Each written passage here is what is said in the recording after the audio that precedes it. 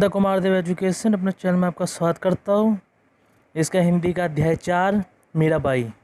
आप रैदास तथा तुलसीदास की कविताओं का अववादन कर चुके हैं। भक्ति काव्य की इस रसधारा में विशिष्ट नारी व्यक्तित्व भी शामिल है। इसका नाम है मीराबाई। मीराबाई श्री कृष्ण की अनन्य भक्त थी, किंतु वे श्री कृष्ण भक्ति के विभिन्न संप्रदायों में से किसी में भी विदित दक्षिणित नहीं थी। उनकी भक्ति मधुर भाव की भक्ति कही जाती है। मधुर भाव की भक्ति के अंतर्गत भक्त और भगवान में प्रेम का संबंध होता है। मीराबाई श्री कृष्ण के प्रेम में डूबी हुई है। उन्हें वह पर्याय गिरधर, सवारा या प्रीतम के नाम से पुकारती है। उनके समुच्चय काव्य में इस प्रेम की अभिव्यक्ति अनेक प्रकार से हुई है। प्रेम के मिलन और विरह दोनों ही पक्षों की सुंदर अभिव्यक्ति उनके काव्य में मिलती है। यह अभिव्यक्ति अत्यंत सीधे साधे और सरल रूप में हुई है, जिसमें प्रेम, विश्वास और समर्पण की भावना विद्यमान है। उद्देश्य: इस पाठ को पढ़ने के बाद पदों के सौंदर्य स्थलों का उल्लेख कर सकेंगे, मीरा के काव्य के भाव पक्ष पर टिप्पणी कर सकेंगे, मीरा की संपर्क भाव की भक्ति का स्पष्टीकरण कर सकेंगे, मीरा की विरह वेदना पर टिप्पणी कर सकेंगे, मीरा के जीवन के कटु अनुभवों का उल्लेख कर सकेंगे, मीरा की काव्यात्मक अभिव्यक्ति पर टिप्पणी कर सकेंगे। क्या गलाप! आपने मीरा का कोई ना कोई पद अवश्य ही पढ़ा अथवा सुना होगा। अपने पदों में मीरा ने कृष्ण के अनेक नामों का प्रयोग किया है। ये नाम हैं गिरधर, गोविंद, सवरा, श्याम, हरिकृष्ण। इसके अतिरिक्त भी आपने कृष्ण के नाम पढ़े या सुने होंगे। उन्हें लिखिए जिससे आप प्रेम करते हैं, उसके संग अधिक से अधिक रहना चाहते हैं, उसकी पसंद नापसंद का विशेष ध्यान रखते हैं। ऐसे और अनेक बातें हो सकती है, उन्हें यहाँ लिखिए।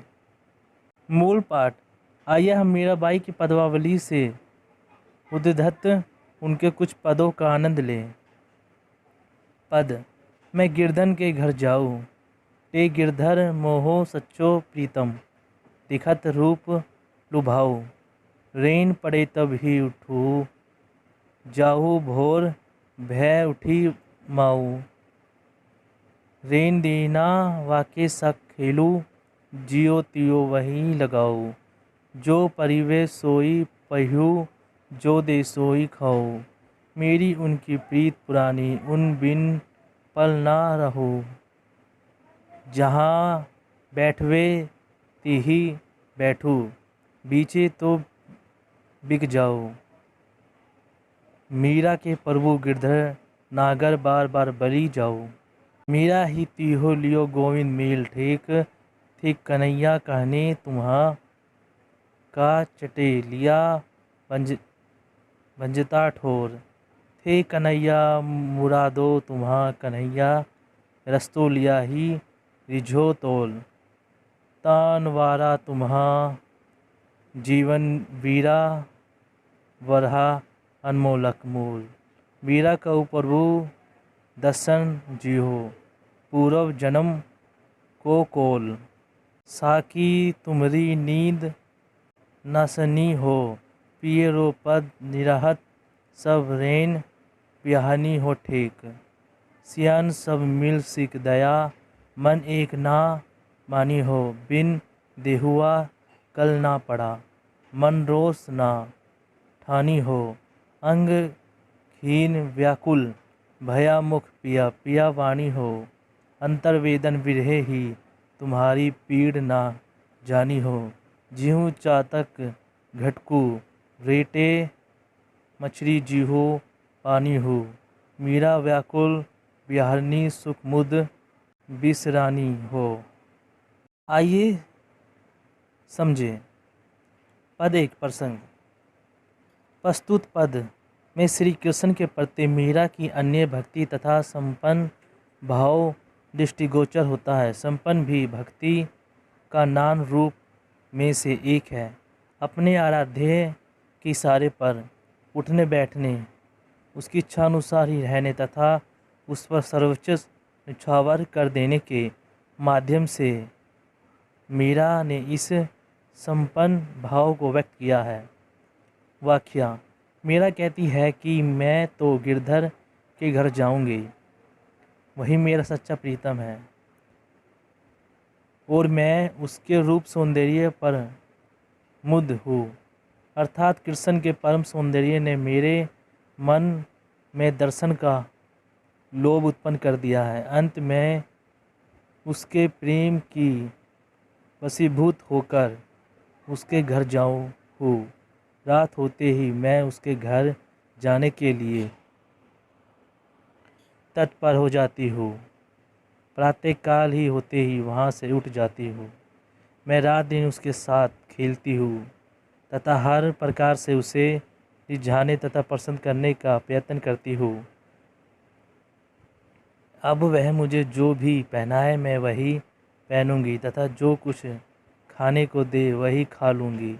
आश्चर्य है कि मैंने अपनी इच्छा अनिच्छा, रुचि अरुचि सभी से मुक्त होकर पूर्ण रूप से कृष्ण के प्रति समर्पण कर दिया है। मीरा इसी भाव को और स्पष्ट करते हुए कहती है कि मेरी और उनकी श्री कृष्ण की प्रति पुरानी है और मैं उनके बिना एक पल भी नहीं रह सकती। वह जहाँ चाहे मैं वहीं बैठ जाऊंगी हर और यदि वह मुझे बेचना भी चाहे तो मैं सहस बिक जाऊंगी। मीरा कहती है कि गिरधर नागर यानी श्री कृष्ण मेरे स्वामी हैं तथा मैं बार बार उन पर निछावर होती हूँ। टिप्पणी। आपने महसूस किया होगा कि इस पद में श्री कृष्ण के प्रति मीरा की संपर्क भावना व्यक्त हुई है। संपन्न प्रेम और भक्ति का अनिवार्य अंग है। संपन्न का अर्थ है अपनी इच्छा अनिच्छा, रुचि अरुचि, मान अपमान आदि से मुक्त हो पिया या आराध्य के आदेश या इच्छा के अनुसार व्यवहार करना, अर्थात स्व या मैं की भावना से छुटकारा पाना। जब प्रेमी या भक्त मैं की भावना से छूट जाता है तो उसकी आत्मा निर्बल हो जाती है। माया और मोह इसमें भी भावना का ही परिणाम है। इससे मुक्त व्यक्ति ही सच्चे आनंद की प्राप्ति करता है। आत्मा बंधता में इस निर्बल आनंद की प्राप्ति नहीं होती। कबीर ने कहा है, जब मैं था तब हरि नहीं, अब हरि है मैं नहीं। संपन्न भाव मीरा के अन्य पदों में भी अत्यंत मुखरता से व्यक्त हुआ है। फिर भी इस पद को निम्नलिखित पंक्तियाँ विशेष रूप से दिव्य है। जो परिवे सोई पहियूँ, जो दे सोई खाऊं, मेरी उनकी प्रीत पुरानी उन बिल पल ना रहूं। जहाँ बैठे तही बैठूं, बेचे तो बिक जाऊं। आपने ध्यान दिया होगा कि प्रस्तुत पद में मीरा ने कृष्ण को अपना सच्चा प्रीतम कहा है। प्रीतम के साथ सच्चा विशेषकर ध्यान देने योग्य है। प्रीतम स्वयं अति यस्यवाचक अर्थात सर्वाधिक प्रिय है। फिर उसके साथ सोचो क्या संबत मीरा श्री कृष्ण के प्रति अपने प्रेम को लौकिक संबंध से अलग करने के लिए सोचो। प्रीतम कहती है, मीरा के यहाँ अंतरित भी ऐसे प्रयोग मिलते हैं। कभी सच्ची प्रीतम तो कभी सच्ची प्रीत, स्वयं प्रतिरो बंधी धुरिया मोहन तुम्हारा सच्चा री। अविनाशी सु बुलवा है जिनसु सोची प्रीत। अगर आप मीरा के और बहुत से पदों को पढ़ेंगे तो पाएंगे कि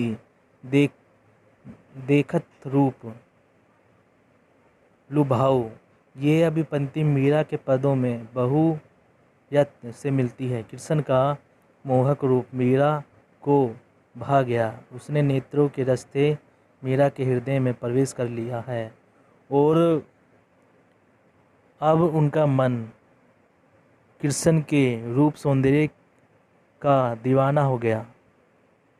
इसी भाव की पुरावृत्ति को देखते हुए कुछ विद्वानों ने मीरा के प्रेम को प्रथम दृष्टिजन्य प्रेम, लव एट फर्स्ट साइट भी कहा है। मीरा के काव्य में कृष्ण को किसी भांति रिझाने का भाव भी मुखता से मिलता है। कुछ उदाहरण देखिए। जिहि जिहि विधि रिझे, हरि सोई विधि कीजे हो। मेरी उनकी प्रीत पुरानी, इस भाव की अभिव्यक्ति भी मीरा के काव्य में बार बार होती है। एक उदाहरण और देखें। पूरब जन्म रीत प्रीत पुरानी, जना ना गिरधारे। पद 2। आइए दूसरे पद को एक बार फिर से पढ़ ले। प्रसंग। प्रस्तुत पद में मीरा ने कृष्ण के साथ अपने संबंध की घोषणा अत्यधिक साहस और दृढ़ता से की। संवत राजवंश और लोक जीवन से मिलने वाली लांछना से इस पद की भूमिका में है। यहाँ उसका बहुत स्पष्ट उल्लेख नहीं है या नियंत्रित ऐसा उल्लेख मिलता है। इस पद में साहसपूर्ण स्वीकृति के साथ साथ कृष्ण के पूर्व जन्म के साथ का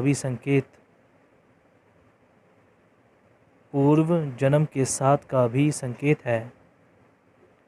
व्याख्या। मीरा कहती है, हे सखी, मैंने तो श्री कृष्ण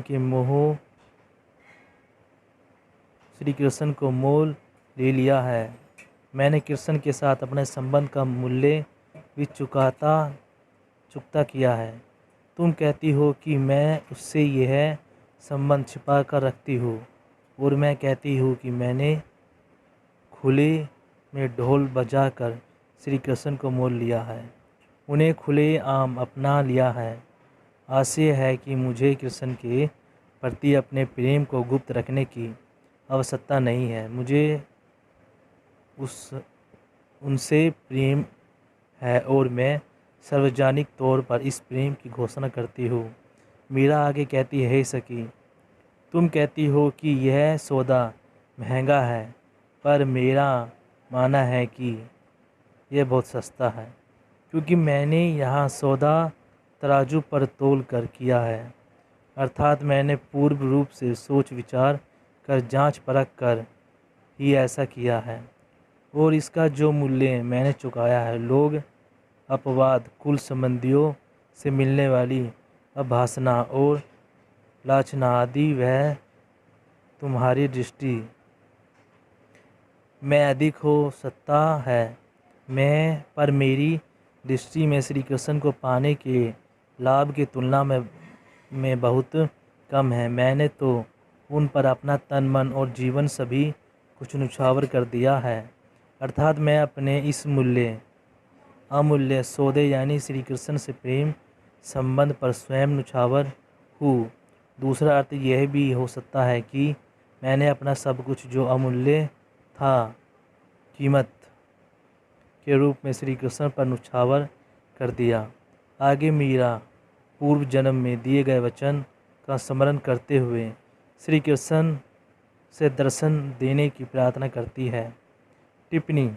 आइए इस पद की पहली पंक्ति भाई री तोहा लिया गोविंद मेल पर विचार करें। इसका एक अर्थ यहाँ भी लगाया जाता है कि हे सखी, मैंने श्री कृष्ण को मोल ले लिया है और अब उन पर मेरा पूर्ण अधिकार है। किंतु यह अर्थ ग्रहण करने पर आगे की पंक्तियों से भाव का समझ से ठीक बैठता है। हालांकि प्रेम में पूर्व अधिकतर के भाव की अभिव्यक्ति भी साहित्य में मिलती है।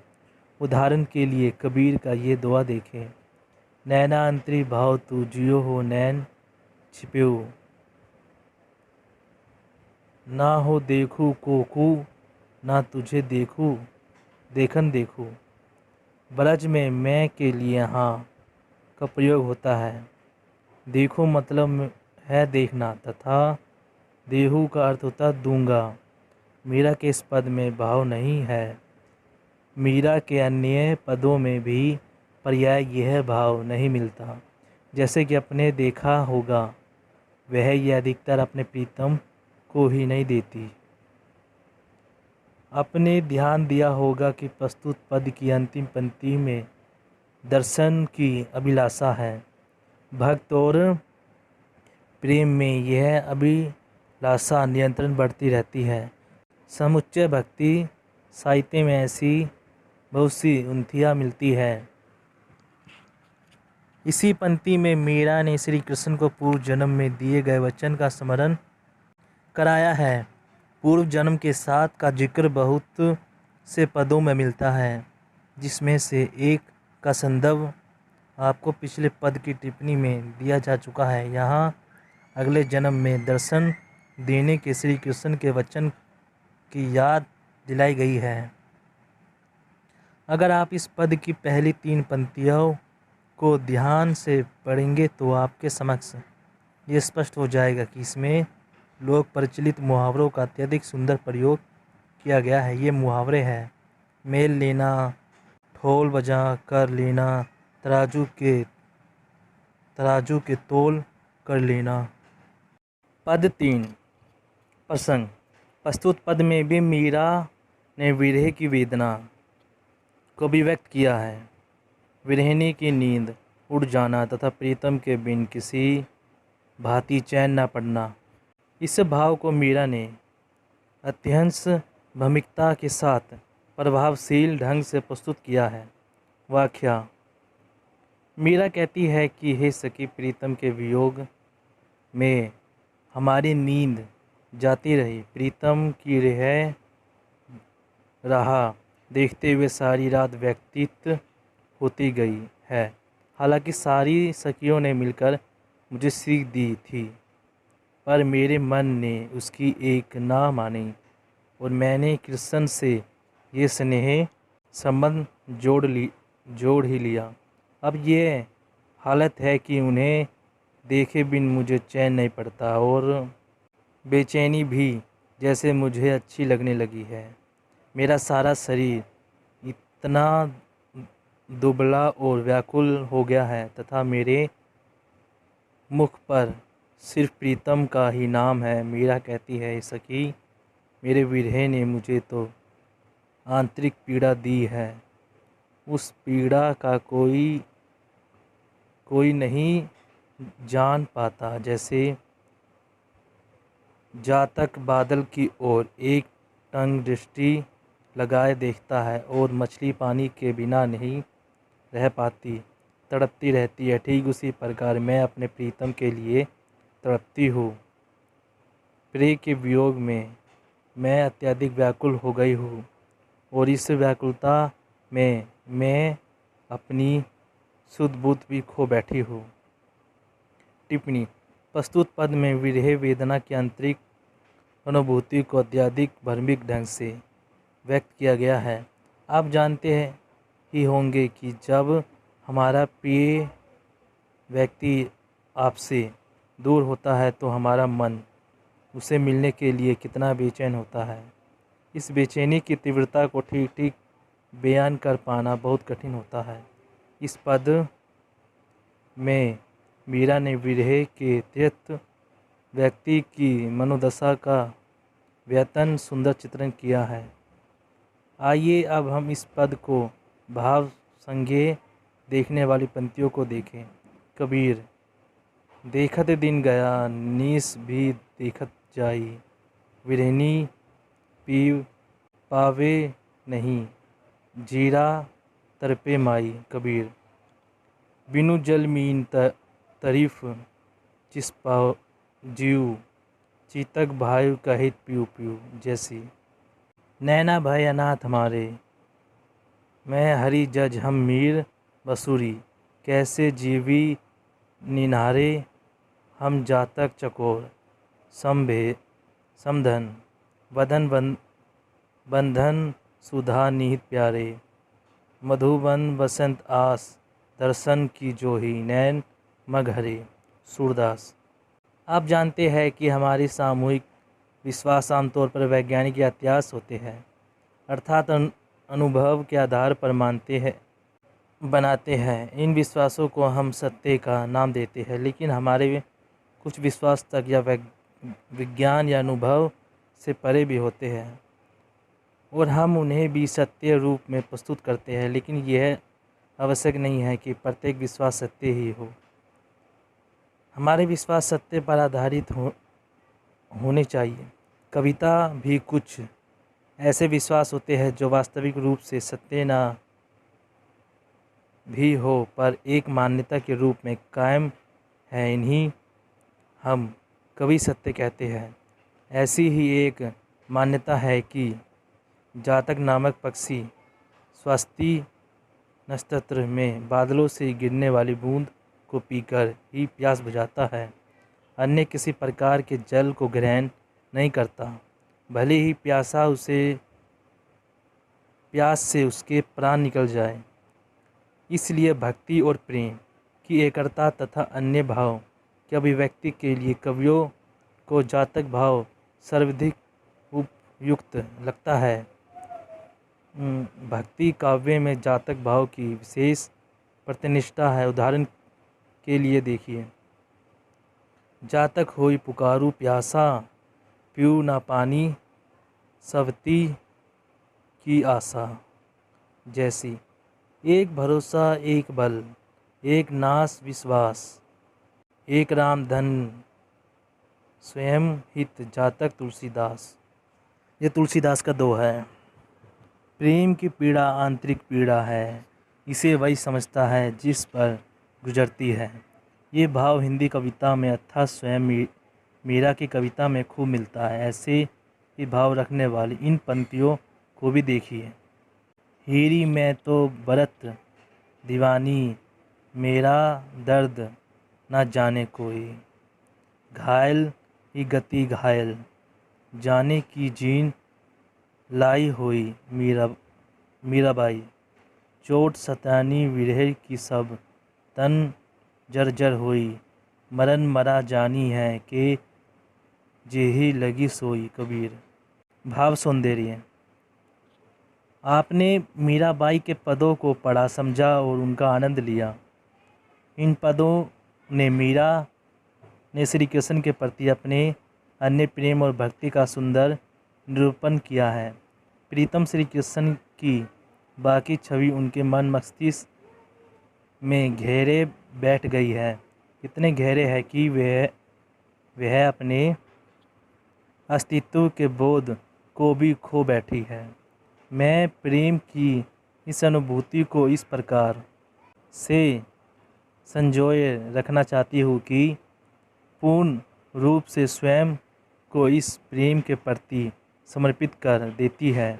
जब वह समर्पित है तो उसका उठना बैठना, सोना जागना, पहनना ओढ़ना, खाना पीना तथा मान अपमान राग द्वेष सभी कुछ श्री कृष्ण के लिए। फिर चाहे लोग अपवाद मिले या परिवार और राजसत्ता की ओर यह चेतनाएं, वह अपने प्रेम की शक्ति को सबको प्रस्तुत कर देती है, किसी की चिंता नहीं करती।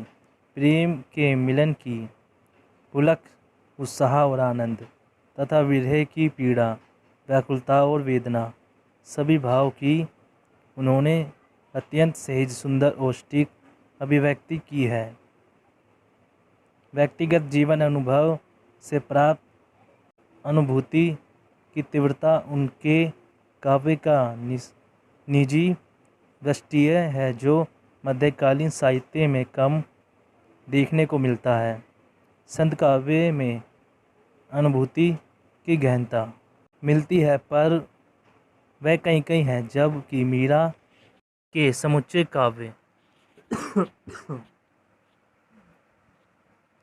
काव्य में अनुभूति की तीव्रता और संदनिकता पाई जाती है। भक्ति काव्य में मीरा एक अलग व्यक्तित्व की स्वामिनी है।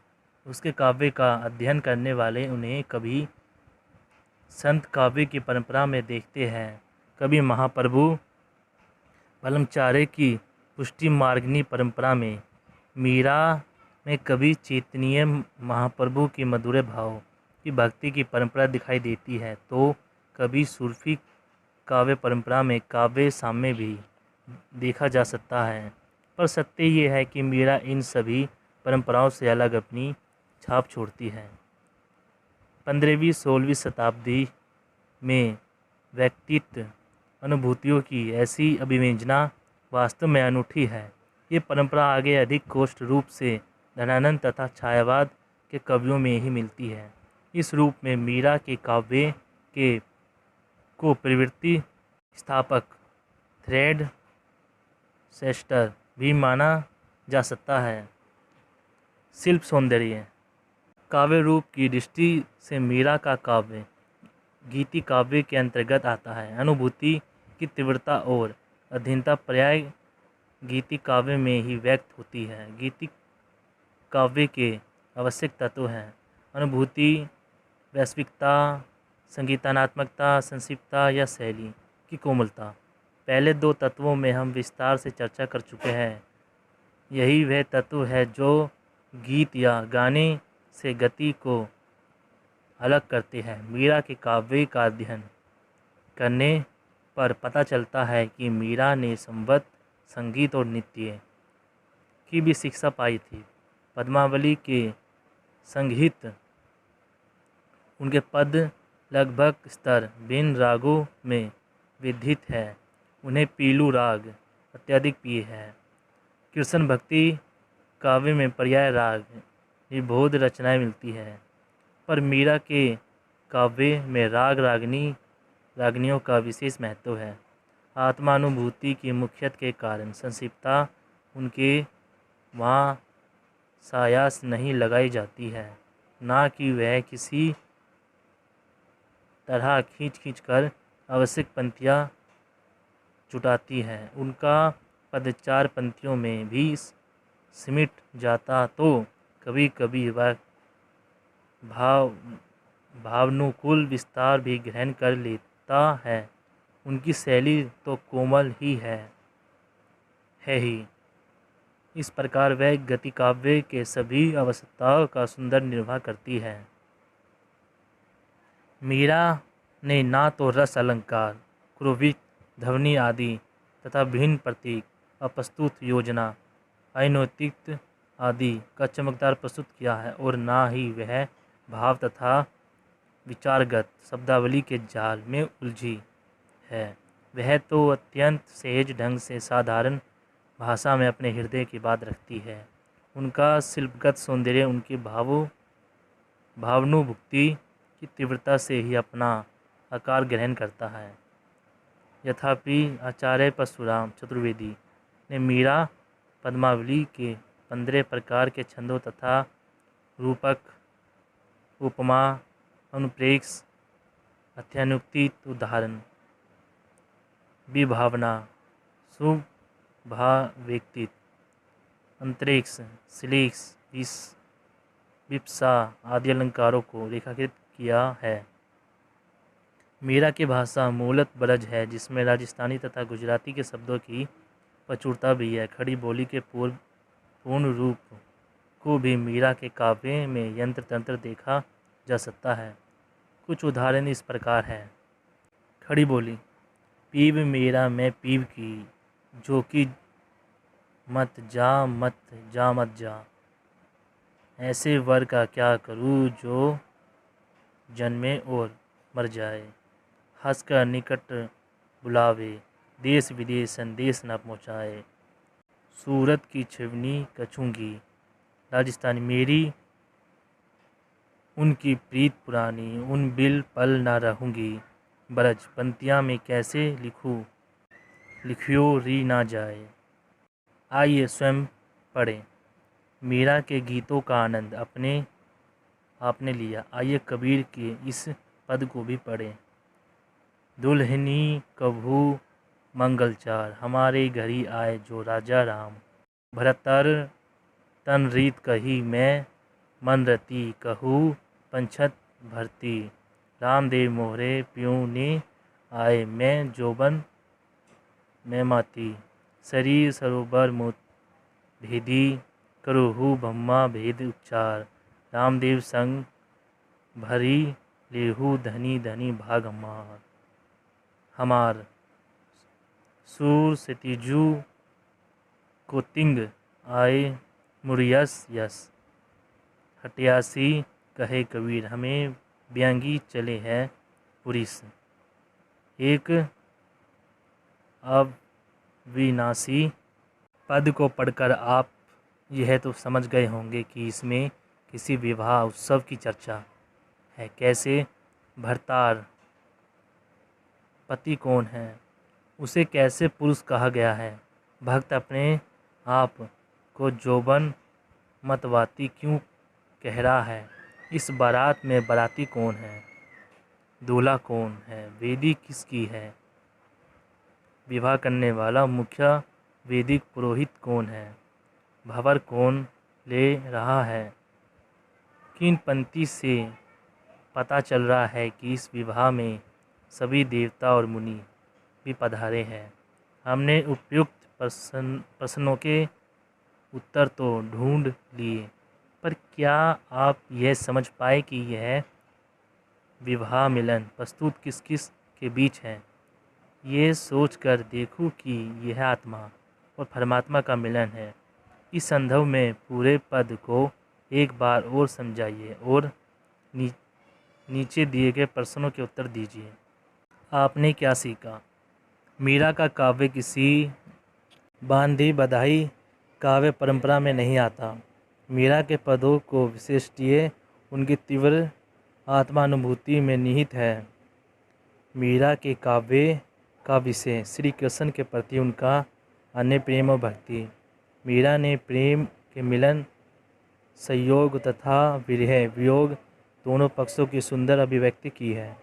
श्री कृष्ण के प्रति अपने प्रेम और मीरा किसी भी प्रकार की बाधा या अन्यथा से विरह नहीं होती।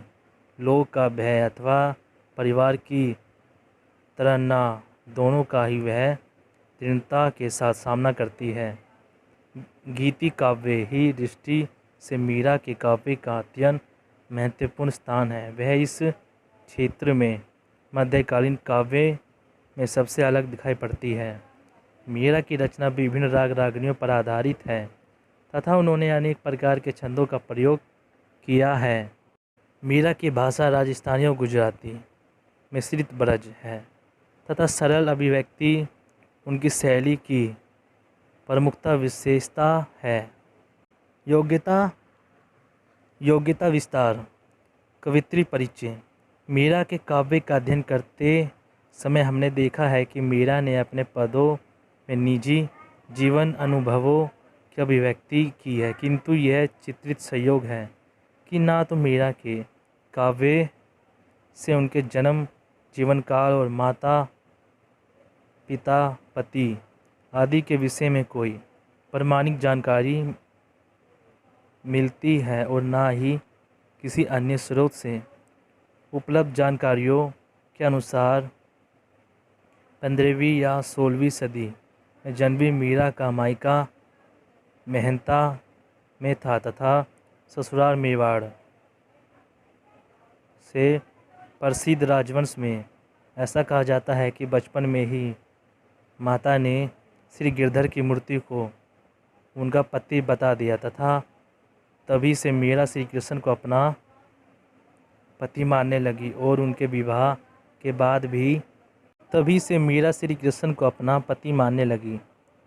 विवाह के बाद भी ये क्रम चलता रहा। मीरा निर्भीक, साहसी और दृढ़ विचारों वाली थी।